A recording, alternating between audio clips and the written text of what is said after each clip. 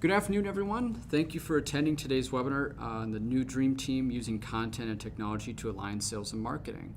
So before we start off, I have a couple of housekeeping items. The first one is mic check. Can you hear us?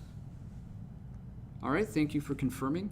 And also, we have all the phone lines muted, so if you have questions, please put them off in the Q&A box, and we'll be saving about 20 minutes at the end of the presentation for Q&A time. We'll also be sharing the webinar recording and the slides after the webinar, so we'll email those out, and then we'll be sending out a survey to get your feedback. So if you have any feedback on this webinar or topic ideas for future webinars, we'd love to hear them. And an introduction to myself. So I'm the marketing lead at Redpath Consulting Group. I started off as a consultant and in the Salesforce world and on marketing automation. So I have about 6 certifications now, and I'm also a co-author of a book called Shout in the Right Direction.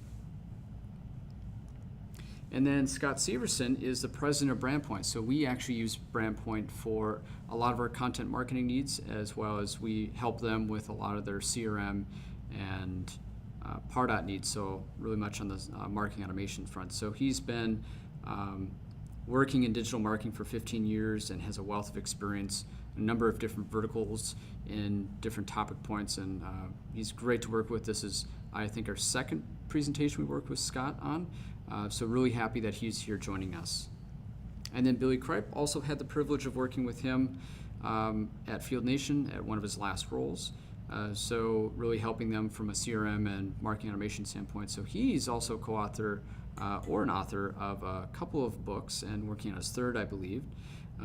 So that will be coming out soon on the topic of disruption marketing.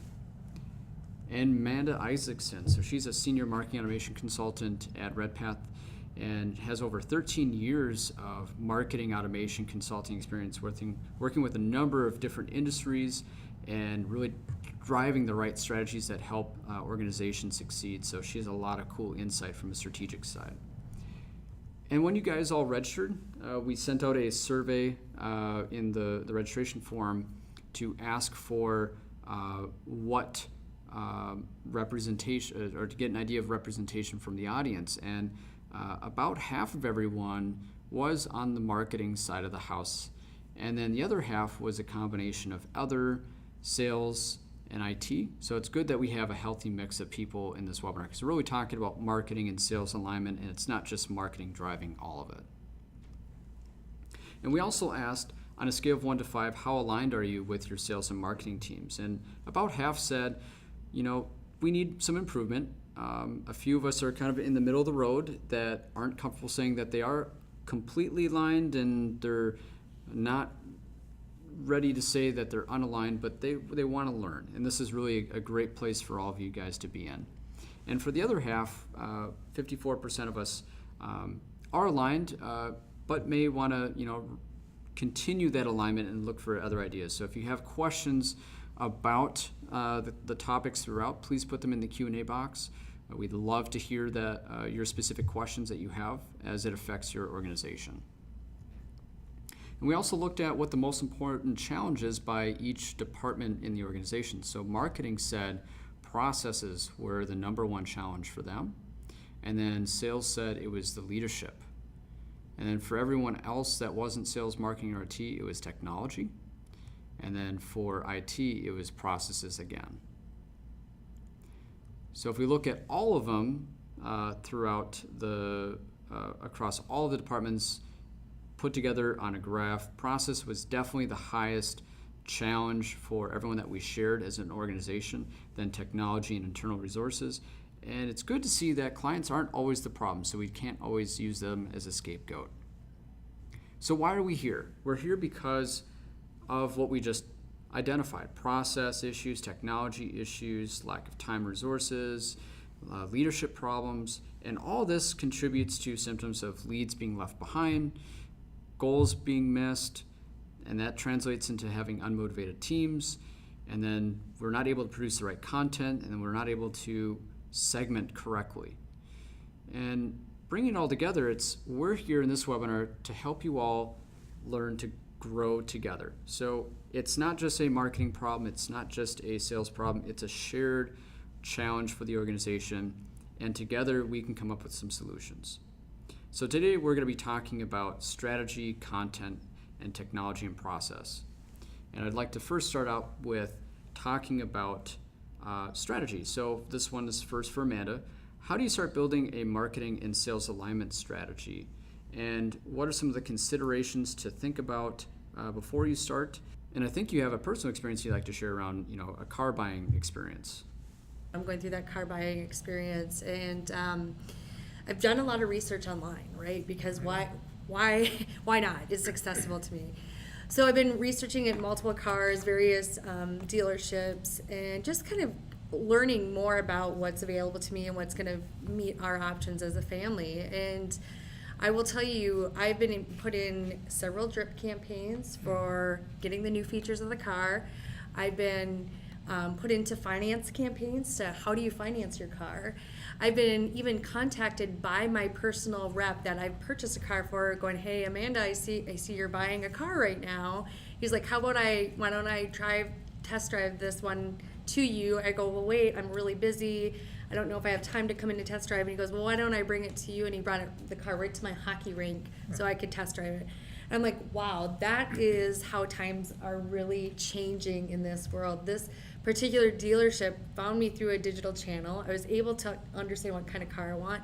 They're able to serve it to me in a way that, as a consumer now, I have kids doing a number of activities and working, that was really pleasing. So my propensity to buy from that particular dealer is going to be probably hands down. I'm going to select them because of that experience. But that comes back down to their strategy and how they communicate and what is their sales and marketing strategy built together, right? Because they hooked me on some of the information I was researching on Facebook, on some of their online store, right? You can go in and shop and look at the interior. So they're using that data and insights to understand how am I engaging with that organization.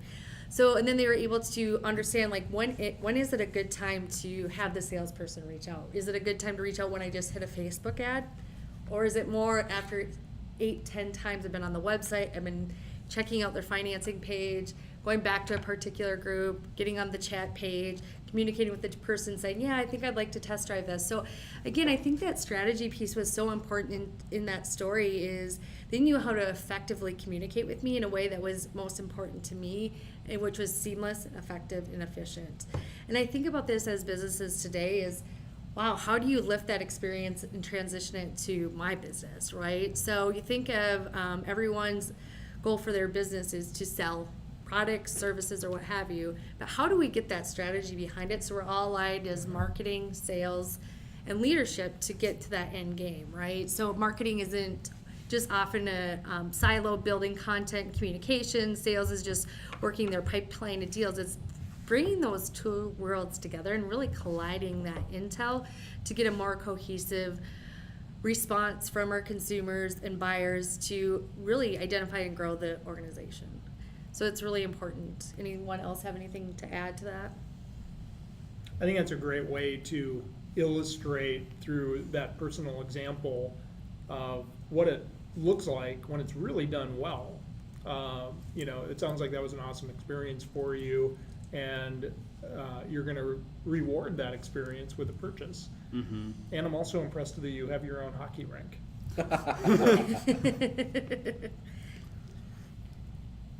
It's a great piece of it is that I think as marketers, we struggle with sales and getting that alignment, understanding where do we need to come together and where can we kind of have our own strategies, but then combine those strategies to be more cohesive for the organization. And I also like to talk about some other client case studies, and one that BrandPoint and Redpath have worked together on, Life Touch. You may know them. They're the photography.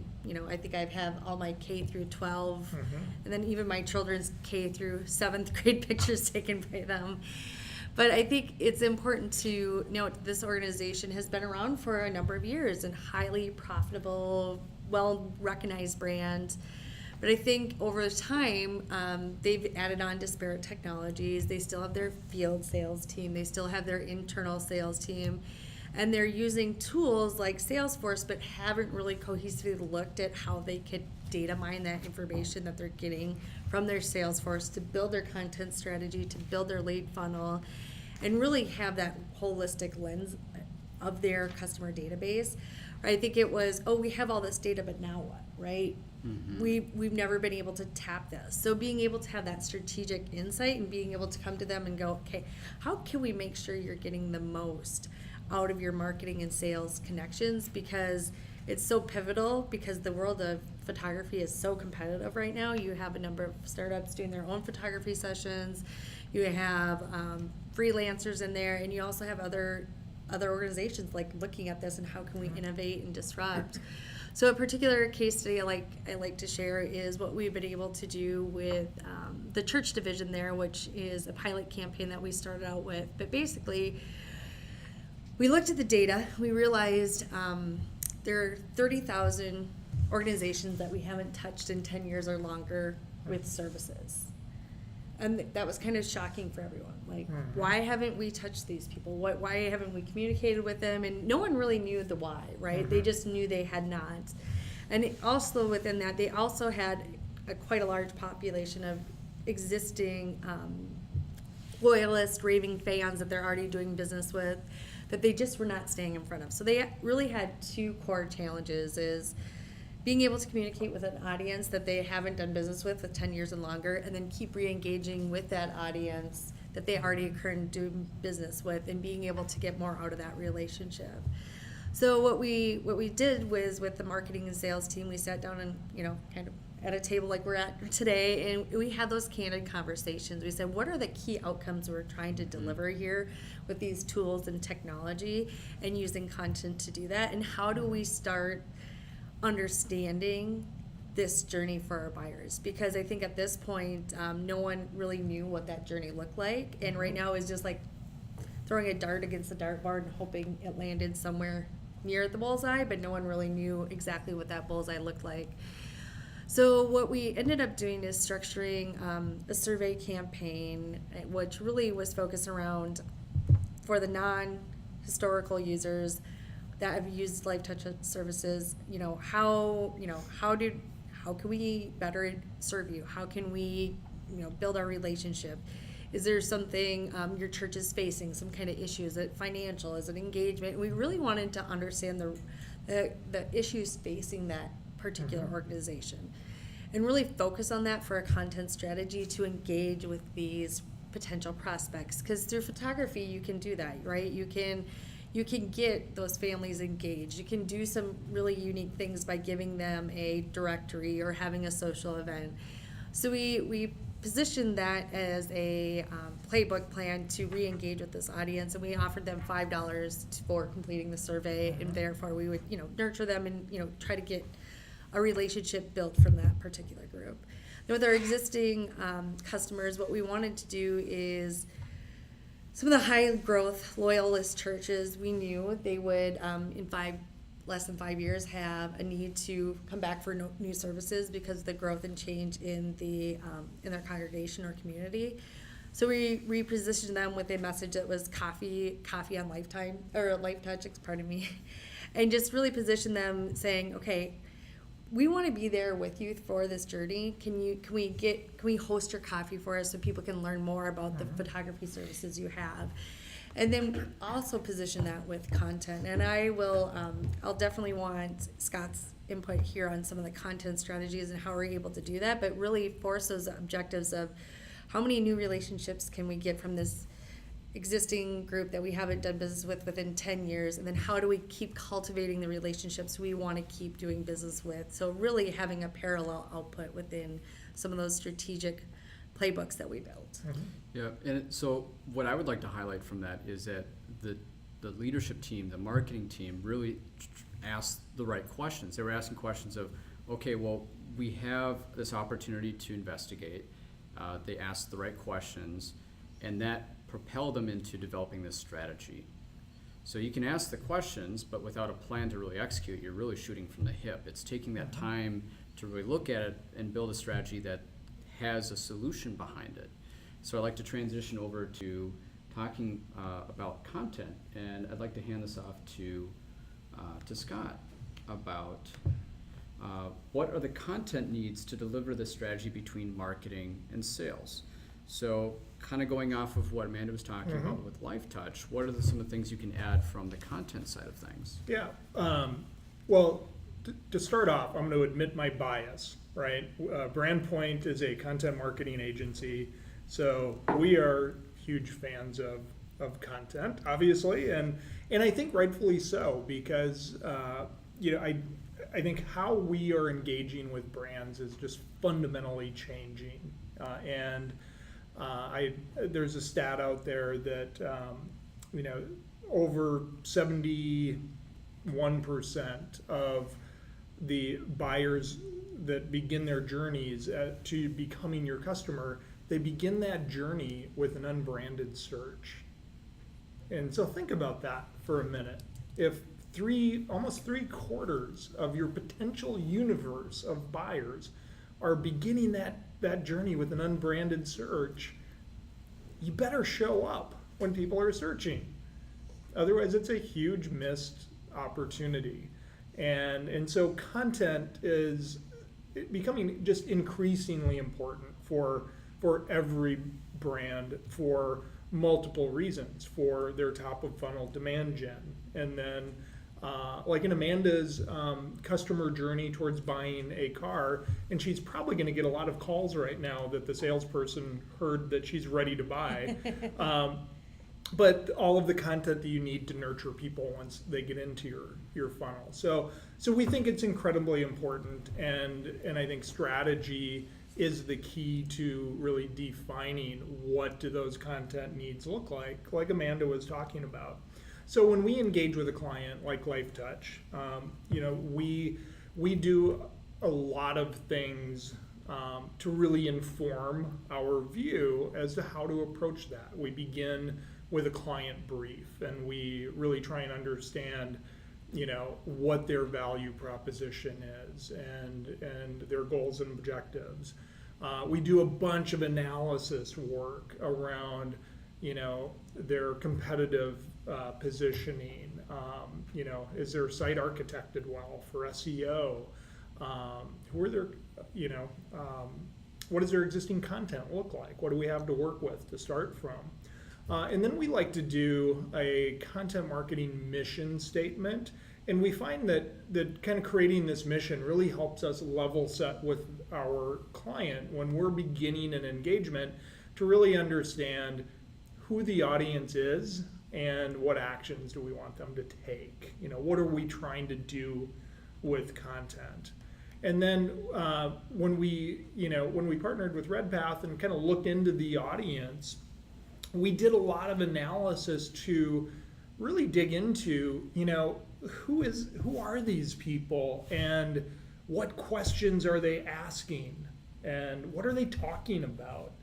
And we used a lot of that data to inform both the themes and topics that we would be writing about. So it's really those user conversations that really inform the topics. And then from there, we really take a look at the metrics. So before our engagement, Life Touch was really basing their view of is this working or not based on talking to their salespeople. And that's awesome that they are having those conversations, because we would absolutely recommend that. However, they wanted to have a more data-driven approach beyond the qualitative conversations that they were having. So we really tried to help them connect their content goals to hard numbers that would better define, what is this content actually doing? Because it needs to do something. It's questioning it. It's not just basically just putting it out there and just saying, yeah, it's beautiful, it's going to sell itself. It's prove it. Show me the money. Exactly. And so for them, their success metrics were, are we increasing traffic to our site? And then are they doing something? So are we casting a wider net? And then are we driving engagement and increased session time and page views per session, and all of those downstream metrics were the big things that they were looking at. Awesome. Billy, Amanda would like to add to anything that Scott was talking about?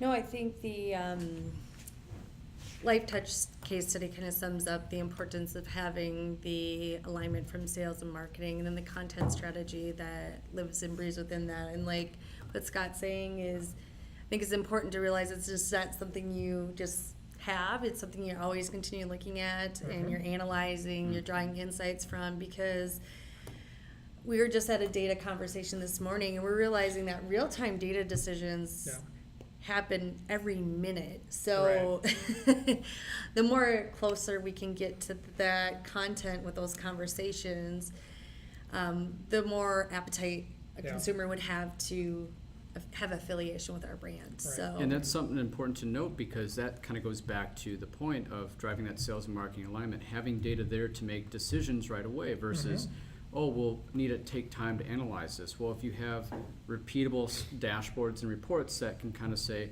where is my marketing at this week, this month? Am I building the pipeline for sales that we expected? If not, what can we pivot on? Again, you don't want to pivot too much and stray, and you're always shooting from the hip all the time, but if you set up a plan, a strategy in the beginning of the year, you kind of can put together your milestones of when you check in. That's an opportunity for sales then to give feedback and say, hey, are the leads, the opportunities that we're nurturing and providing to you, sales, are they helpful? And then sales is it's building that closed feedback loop, which I think a lot of organizations, you have a line in the sand, you chuck it over, and then you run for cover. Right. right, you kind of have your fingers crossed, then okay, maybe someone will follow up. And I think the statement of no lead being left behind is so important, because I will say in some of the newer opportunities I'm working in, I mean, I'm working right now with a manufacturer that gets 1,200 leads a month, and they're not aware. They don't have content to support the nurturing. They're like, we just lob them over the fence, exactly the pain point what we're talking about, and they're like, we hope they turn into sales. And you know, that becomes a little bit like gambling, you know, you just and I'm like, well, if there is a way we can mine this, if there's a way we can help show relevance and get revenue from those leads through content, through marketing and sales alignment, let's prove it out and run some of these plays, because I think it's so important to the organization, because we're at the end of the day, we're all getting paychecks for selling the products or services that company is manufacturing or providing to the consumer database. So I think that's another key component of this, is there is a business goals that are really strongly related into what we need to align from a sales and marketing department. And you know, I'm going to jump in here. I think the concept of, you know, we're here to talk about the alignment and the alignment challenges between sales and marketing. Having a great marketing strategy and having fantastic content out there is only half the battle. And you know, like you said, Amanda, if you know, none of us get paid in leads, we all get paid in dollars, and it doesn't matter how great those leads are, how qualified we think they are. If there's a breakdown in that process, or if the technology is not able to spot what we're going after or what sales needs, then sales is left out to go do their own thing, you know, to drum up their own business and trying to hit their quotas and their objectives all on their own. And that drives a wedge that we've all seen in relationships, in effectiveness of the organization, and that has real financial and operational costs to the enterprise.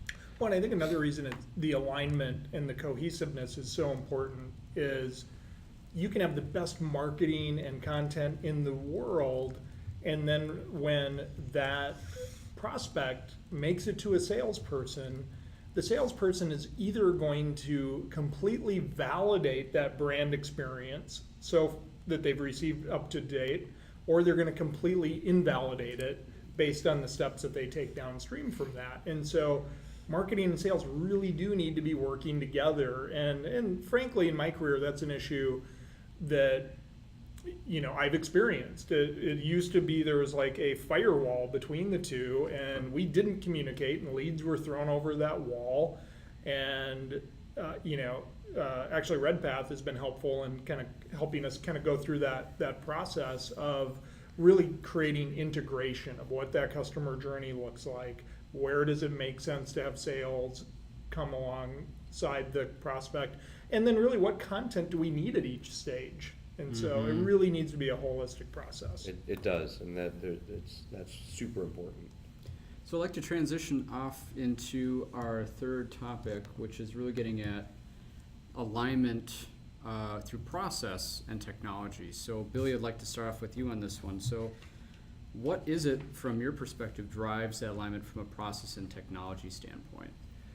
Well, thanks for the opportunity to answer and address this question. I think it heralds back to some of the data that you found in your survey that you started off this presentation with, and you had mentioned that process alignment was identified as the biggest challenge overall and the biggest challenge for marketing. And I want to dive into that for just a second. I think a challenge of alignment, that's kind of buzzwordy. What does that really mean? And I think those challenges that we've all experienced here in this room on this webinar may fall into three main categories. First is a fumble in the handoff, right? It's the lead being thrown over a wall or handed off. It's assembly line marketing. I did my thing here, now it's down the rest of the conveyor belt. I hope something happens with it. And there's a number of ways that can happen. Email, CRMs, marketing automation. Exactly, right? So there's the fumble and the handoff challenge. There's also a disconnect on definitions.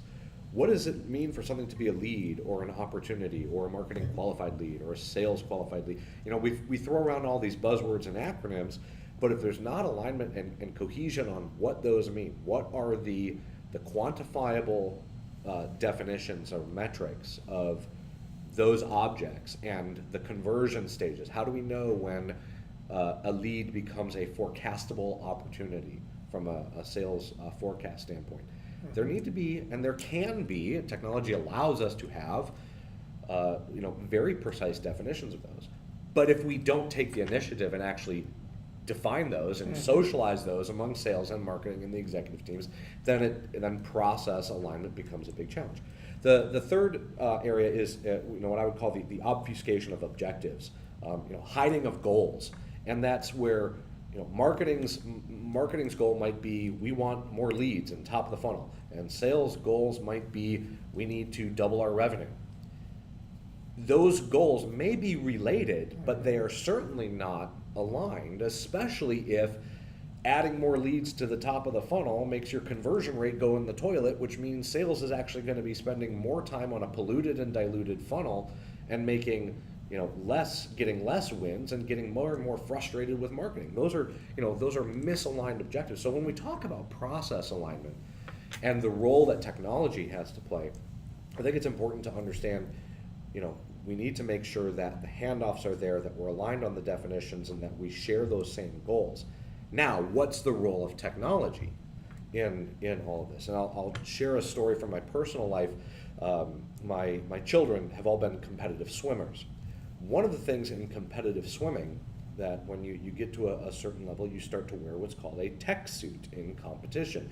You may have seen these in the Olympics and things like that. They're the knee skin suits, and they look like shark skins, and they're very super high tech and no seams and compressions on all kinds of really cool technology. When the kids in swimming first get to the stage where they can start using tech suits, I was very impressed by one of my daughter's swim coaches who took a tech suit in front of all the swimmers and held it up in the air and threw it into the pool for them all to see. And guess what happened? It just floated there. And what he told the swimmers is, this tech suit isn't swimming the race.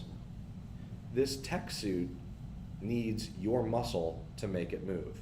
And I think that's a fantastic analogy when we talk about marketing technologies, whether it's marketing automation or analytics or what have you, is you need to make sure that you have the muscle to make your process move, to make your marketing move. What's the muscle that makes your marketing move?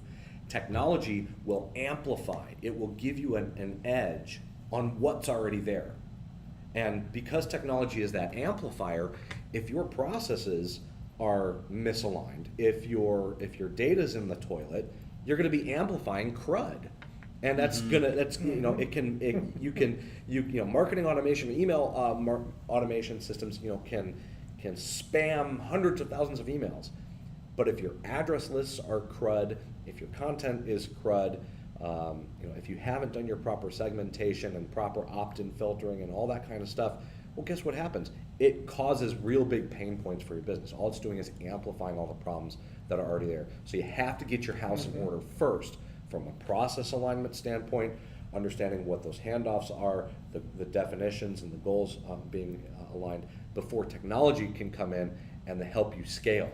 And that's when technology really shines, is when you have all that in place, when you have your processes in place, you have your playbooks in place, and you have your experimental mindset in place, so that you can run continual experiments which have a hypothesized outcome.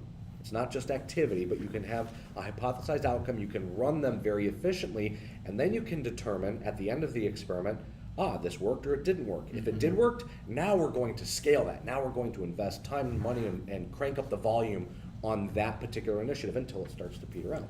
And you're validating that with sales. Sales is the ultimate validation point. It's not just, we're making more money, more wins, but at every step along the way, like you talked about, Eric, at the beginning of this segment, sales is and I think, Scott, you talked about, sales is going to validate or invalidate that whole experience. Right. That marketing is that expectation that marketing is teeing up. So that's super important. If I had to bring this all together, when Amanda's talking about strategy, I took a couple of notes here. I think there are three kind of core pillars of the strategy that you talked about, which I loved, Amanda. The first is identification of indicators of interest or intent. Second is creating a cadence of convenient communication. And the third is enabling engagement throughout the entire process. At each stage, right, Scott, you said you've got to be there. Whether it's starting out with an unbranded search, you've got to be there to capture that indicator of intent.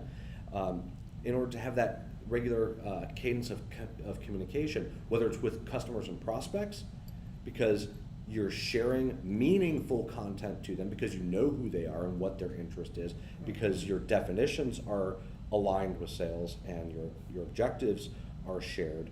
Now you can be sharing that communication and that two-way exchange. And then finally, you're enabling that engagement. You're creating those feedback loops both internally with your organization from a process standpoint. What is sales doing? How are they communicating with marketing? How's that translating with your customer success or your customer support teams for the full life of your customer, et cetera. And then you're enabling engagement with your customers and prospects as well through the content that you're sharing that's been properly identified through the strategy that you set up at the beginning with that experimental mindset in place, so that you know how and when to shift or pivot. Awesome. And I can totally relate to a lot of what you're talking about, Billy. As the marketing lead at Redpath, I'm responsible for essentially everything that happens from a marketing standpoint. So in my weekly scrums with sales, I'm getting, sometimes unfun, feedback. That's, hey, Eric, we have a bunch of leads that you handed off, but I'm struggling on the other leads that you gave me, and now I'm overwhelmed. Not necessarily an end-of-the-world problem where they have too many leads, but it's making sure that I'm doing enough of my time to go in and pre-qualify them, because I have tools that can help me.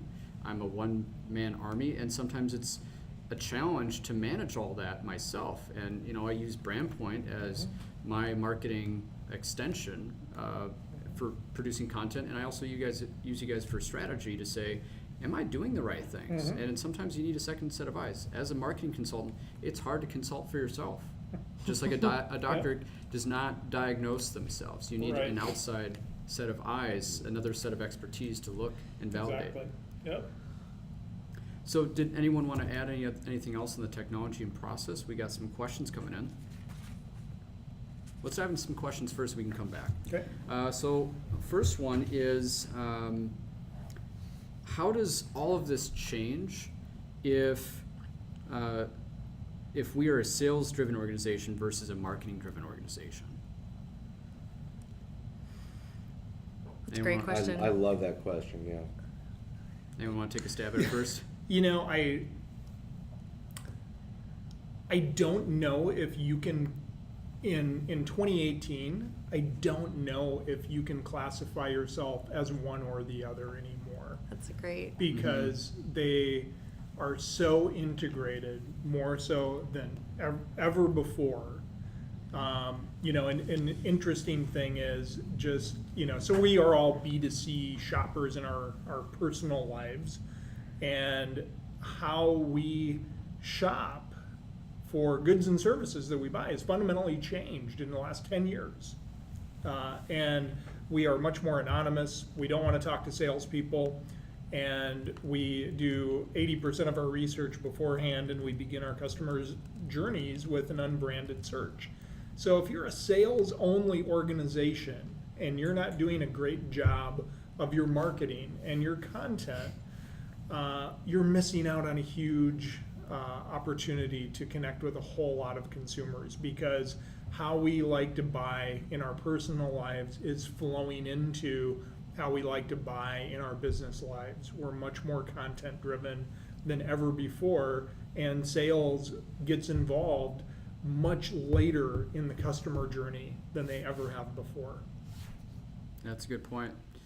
And then actually another question, could we re-mention those pillars again, Billy, that you touched on, those 3 pillars? Yeah, and again, this is just kind of my take on what the great content that Amanda and Scott had talked about. But I think the first one are identification of indicators of intent. How do you identify the indicators of intent? You have to be there to be able to identify those. Create a cadence of convenient communication. So that means regular sharing of content and a back and forth exchange, either internally inside your sales and marketing organizations, or externally with your company and your customers and your prospects. And then the third pillar was enabling engagement, and that's that full feedback loop driving. Engagement means a transaction. It may be a monetary transaction, it may be a non-monetary transaction, but there's an intentionality to actions that are happening between 2 or more parties. And so a strategy, I think, needs to be able to be there to identify indicators of intent, to have content and insights to share to facilitate that cadence of communication, and making it convenient, right, with Amanda's car story, and then enabling that regular engagement, inviting people to transact, to do something with you or for you, or buy something from you. And I think that speaks to the first question. How does this change if it's a sales-driven organization? I agree that we're much more integrated than before, and sales-driven versus marketing-driven organization, that can mean a lot of different things. If I understand that as sales is, sales and making the sale and the quota is the thing that is the driving force of the organization, then that means that sales is doing a lot of this work. They are out there being on the front lines of identifying indicators of interest. Okay, how can marketing be supporting and helping them? Are they using the website? Is there an SEO strategy or an SEM strategy that has content to identify those indicators of interest? Or is it sales reps in there, doing the smiling and dialing? Somehow there has to be that they still have to capture those indicators of interest, because it doesn't matter if you're sales driven or marketing driven of an organization. Like Scott and Amanda both pointed out, right? The buying cycle has changed. Customers and prospects are engaging with us later and later and later. Their job is, So their that job is needs to done. align with how the structure of sales and marketing exists. So and again, it it's depends on the who's organization. enabling whom, who's tip of the spear versus the haft of the spear. I mean, there's different analogies there, but we're all the same tool. Right. That's the core here. We're all the same tool. Yeah, I think they're symbiotic. Sales and marketing need each other to, Whether they want to admit it or not. whether they want to admit it or not, they need each other to achieve their goals. Yep. Awesome. So I have another question here. So how is the buyer's journey changing? I think you touched on that a little bit. Yeah. Could you go a little bit further about how is it changing beyond just Are we we're going to be more for the B2B buyer? Yep. Yeah, well, I think we touched on it a little bit. I think the B2B buyer's journey used to be very relationship driven. It probably was very sales driven at one point. The buyers were very known. The salespeople knew them, played golf with them. It was a very static process that really probably didn't change for the last 50 years. And then all of a sudden, technology comes along, and we're buying things differently in our personal lives, and we're seeing that spill over into the B2B buyer's journey, in that they need a lot more upfront content. They want to make a lot more of the decision before they talk to anybody. There was a stat that came out that I think it's 12% of B2B buyers want to begin their buyer's journey by talking to a salesperson. 12%, and so if you don't have a strong content and marketing game up front, that's tough sledding. That's a really tough job, and and so I think it's just really important that we're acknowledging how that is changing now. Yeah, So- I think, let me jump in here, because I think the shift in B2B technology to the SaaS play is a major driving force behind the shift in the buy cycle, because we're not buying on-premises software and making capital expenses that as much anymore, as we're buying a subscription access rights to somebody else's software that's hosted somewhere else out in the cloud. These are trends that are happening in the B2C world, right? Volvo's just come out with a subscription car. It's kind of the next generation lease, but you literally subscribe to a Volvo and you can use it whenever you need to use it, but it's not your car. Salesforce is doing the same. Pioneer, cloud-based and subscription services. So when you talk B2B technology sales, if I'm not buying a thing that I have to own and maintain and will depreciate over time at the same rate as my capital expense, or a big piece of manufacturing machinery, let's say, then that radically changes the sorts of questions I ask, the sort of budgeting I have to do, the sort of investigation I need to do. Now I'm much more concerned about, how many days notice do I need to give you before I cancel my subscription, versus what's the corollary to that when you're buying a big CapEx? What am I going to send my thing back? What's the returns process? Those things, they're not even, it's not even apples and oranges, right? It's apples and automobiles. Right. It's so different. And so of course that's going to change the buyer's journey. Yeah. But I think part of that is because of the democratization of content. Yeah.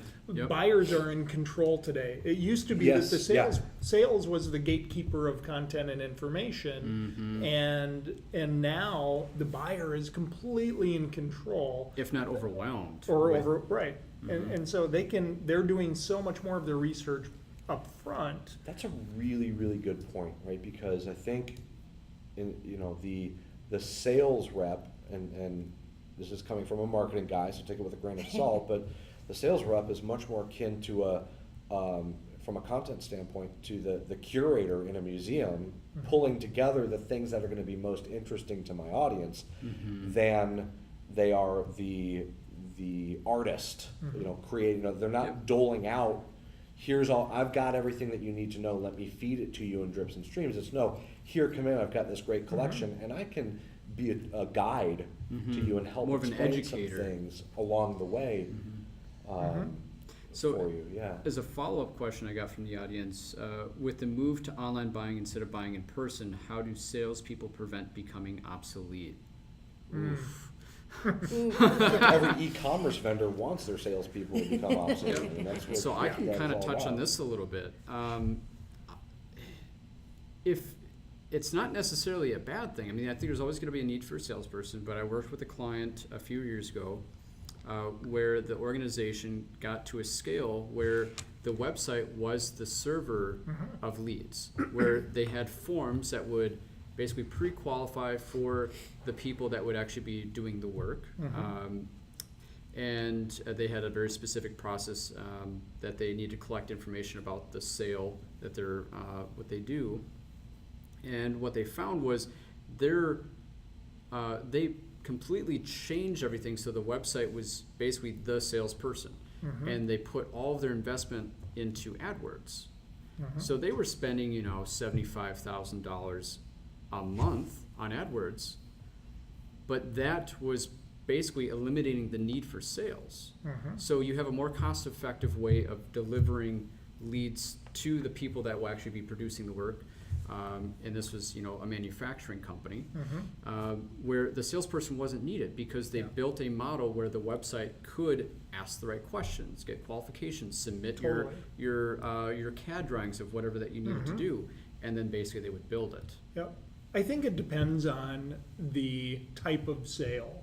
Oh, absolutely, I think in many cases, if it's a simple transactional sale, or I can provide some basic inputs, the content in the website can do a lot of the heavy lifting. Like I think about our sales process at BrandPoint, we are selling content marketing services to our clients. And so our salespeople really play a strategy role because it's very consultative, and they're strategizing with the client around goals and objectives. So I think there's always going to be a role for the seller that is selling complex goods and services. So I wouldn't worry about becoming obsolete. If you're selling simple products that a website can maybe do better, you might want to think about moving into a different vocation. And one thing, go ahead. Come over to marketing. I think there's sales and marketing are morphing and merging into one another. Where marketing is responsible more and more for driving quantifiable results, aka sales or forecastable revenue, and sales are becoming more and more evangelistic about waving the flag around in the air and extolling the virtues of the goods and services that your organization is creating.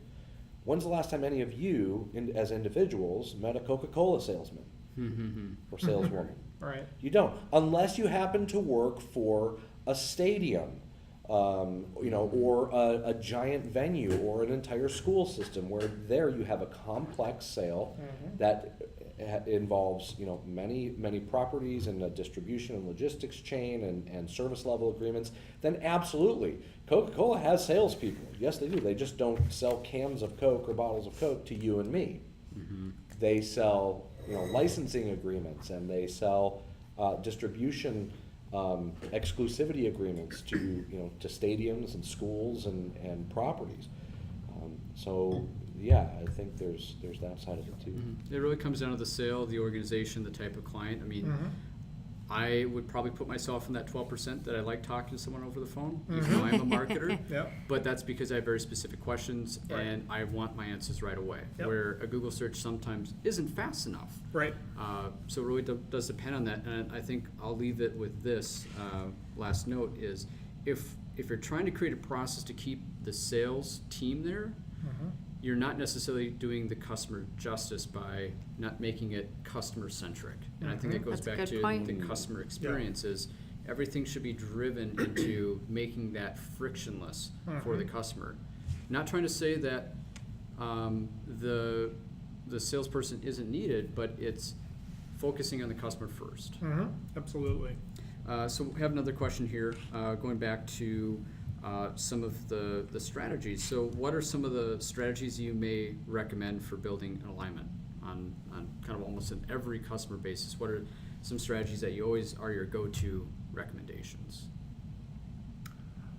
I think a mistake that marketing makes is not talking to the sales team, and because in many cases nobody knows the customer better than your salespeople. They're talking to them and they have valuable insights, and so I think just the the act of getting marketing and sales together in a room and speaking about challenges and who the customer is and what's important to them is a great place to start to build that alignment. And I would agree with that. Right now, I'm working with a manufacturer that's been around for a number of years, and having sales and marketing in the same room, developing the process, the relationship of what's gonna, here's our strategy, here's how we're gonna be measured, and getting those alignment of those core business objectives, like Billy and I and Steve. You're all working for that company, and you all have to have shared alignment in how that company drives revenue. So being able to have those transparent relationships and be able to build that model is so important. And I think I'm hearing more and more of that happening. I still think there's a huge leadership piece that needs to get involved with this, because it isn't just sales, marketing, and technology. The leadership also needs to get behind and let the teams kind of collaborate and unify in this strategy, and then really have measurable strategic outcomes. Yep. I always make sure whenever I'm going into a new organization to establish feedback meetings that get beyond, and it's exactly, Scott, what you were talking about, Amanda, what you were talking about. It's to establish a feedback loop for sales to get beyond the quote unquote, the leads are crap, and marketing to get beyond the, well, sales can't sell anything. It's digging underneath. Okay, why are the leads crap? Let's understand what's there, because like I said before, right? No one gets paid in leads. No, there's no marketing organization I've ever seen or been involved with that is incentivized to do a poor job. Their metrics may be misaligned, their definitions may be misaligned. That stuff is true, but that's all fixable. Nobody's out there wanting to be like, yeah, I did a great job screwing up the company and tanking sales, right? That's silly. But you have to, but without a very intentional and regular monthly, at least, meeting between sales and marketing to say, here's what was handed off. Here's what the data and aggregate show are, how we're doing on conversions and how, what we're saying. Let's get beneath that. Why are these, what are the best ones? What are the worst ones? Because that's how then marketing can be very nimble that way and start to pivot towards the things that are working. And guess what? The sales organization, they're on the front lines. They're going to be the earliest detectors, the canaries in the coal mine, to be able to say, you know what, there's a market shift coming. We're not really sure necessarily what it is yet, but it hasn't shown up in your marketing metrics yet, right, marketing team. So be on the lookout. Well, guess what marketing does with that in terms of a strategy? Now you start developing your experiments and your tests based on that feedback. And it may be true, it may be early, it may be late, but you've got now that regular feedback, and just having that process of feedback that gets beyond complaining. And sometimes so important. You need executives, leadership to be involved sometimes when you can't get them to really agree on what are the commonalities from a process or definitions of what my success looks like. So. And we had a sales and marketing agreement built, and we had commitments within that. We checked metrics every week and every day until we got into that process, because there is accountability, right? Totally. So everyone needs to be accountable, and if one gap in the process happens, we need to be able to understand it and make actions and pivot. So look, sales reps want the easiest win that's out there, right? That makes them hit quota faster and get their bonuses faster. So if marketing is teeing up, the Glengarry leads, then of course sales is going to go after them and be fighting for them and be the biggest fans there are of marketing. When marketing fails to do that, and fails to understand why, and then starts blame shifting and finger pointing, that's when, that's when divisions occur. That's when the wedges are driven between the teams, and misalignment goes haywire. Absolutely. So we are out of time. So I want to thank you guys, Billy, Amanda, and Scott, for presenting with us today. And thank you all for attending today's webinar. We'll be sending this out again with the slides and the recording. And if you have any other follow-ups with us, you can always reach out to all of us here, which will be in the slide deck. So thank you all for attending, and you guys have a great day. Thanks, everybody. thank you.